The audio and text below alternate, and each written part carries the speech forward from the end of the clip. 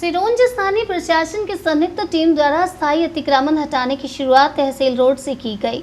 प्रशासन की टीम द्वारा जेसीबी के माध्यम से सड़क के किनारे ठेले रखे गए और जो गुमटियां और टीन शेड हटाने की कार्रवाई की गई। वहीं तहसील रोड पर स्थित बने भाजपा नेता व नगरपालिका उपाध्यक्ष के भाई का एक विशाल मकान बना है, जो अतिक्रमण की जद में होने पर भी छोड़ दिया गया, जो मुख्य सड़क से लगा हुआ है, जिसे प्रशासन द्वारा नहीं हटाया गया। जब इस बात की जानकारी कांग्रेस नेताओं को लगी तो वह लोग एकत्रित हो गए और प्रशासन पर भेदभाव के आरोप लगाए। नगरपालिका परिषद के विपक्ष नेता नदीम खान व रामदयाल विश्वकर्मा ने आरोप लगाया कि प्रशासन द्वारा भेदभाव पूर्ण कार्रवाई की गई है और उन्होंने कहा कि छोटे छोटे दुकानदार जो फुटपाथ पर बैठकर अपना जीवन यापन कर रहे थे, ऐसे लोगों पर कार्रवाई की जा रही है। वहीं रसूखदार और बड़े लोगों पर कार्रवाई नहीं की जा रही, जैसे छोटे दुकानदारों में रोष व्याप्त है। वहीं एसडीएम हर्षल चौधरी ने सभी आरोपों को खारिज करते हुए कहा कि हमारे द्वारा निष्पक्ष कार्रवाई की जा रही है, कहीं भी कोई भी किसी भी तरह की कोई भेदभावपूर्ण कार्रवाई नहीं की गई। अभी तो अतिक्रमण हटाओ मुहिम चालू हुई है, हमारे द्वारा सभी तरह के अतिक्रमण हटाए जाएंगे, चाहे वे किसी के भी हों। थाने के सामने स्थित कब्रिस्तान के किनारों पर रखी गुमटियों को प्रशासन द्वारा हटाकर सड़क चौड़ीकरण का कार्य किया गया।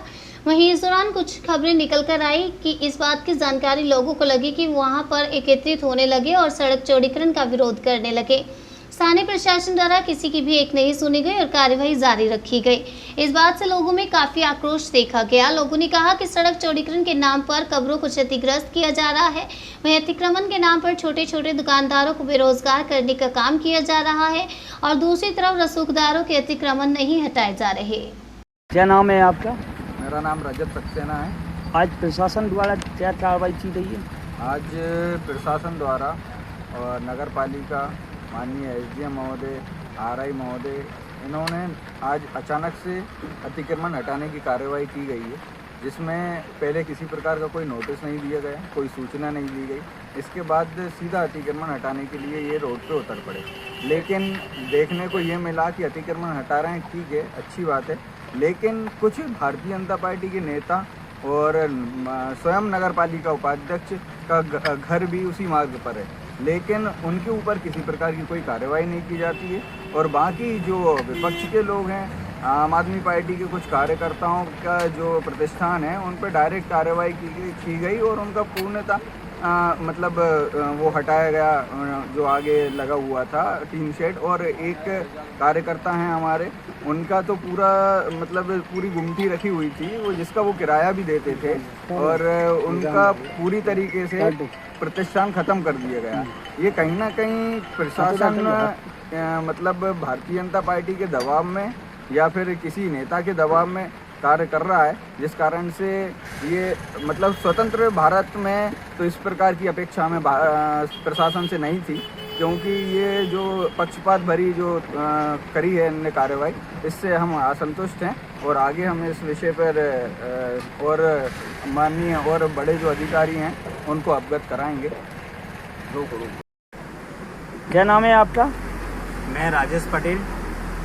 एक सामाजिक कार्यकर्ता के नाते में आज बोलते हुए मुझे दुख हो रहा है कि स्थानीय प्रशासन द्वारा अतिक्रमण हटाने के नाम पर जो कार्रवाई की गई है, वो मैंने ग्राउंड जीरो पर जाकर देखा कि पूरी दोषपूर्ण कार्रवाई की गई है। गरीब असहाय लोगों को इन शेडों को तोड़ा गया है बिना सूचना के। यदि इस सबसे ऐसा प्रतीत होता है कि हमारा प्रशासन अंधा और बहरा है, यदि प्रशासन के जो भी अधिकारी हैं, जो भी जिम्मेदार अधिकारियों के नेतृत्व में यह कार्रवाई की जा रही है, यदि उनमें हिम्मत है तो छतरी नाका चौराहे पर पहुँचें। मनमोहन साहू जो वर्तमान में नगर पालिका के अध्यक्ष हैं, उनकी गुमटी भी चौराहे पर रखी है, हटा कर देखे प्रशासन।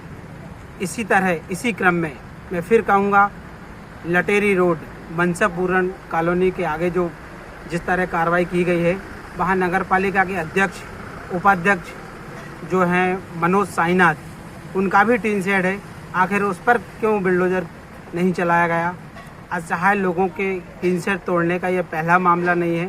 शहर में ऐसा कई बार कार्रवाई की गई है और फिर पुनः स्थापित हो जाता है। आखिर ये कार्रवाई कर असहाय गरीब लोगों को क्यों परेशान किया जाता है?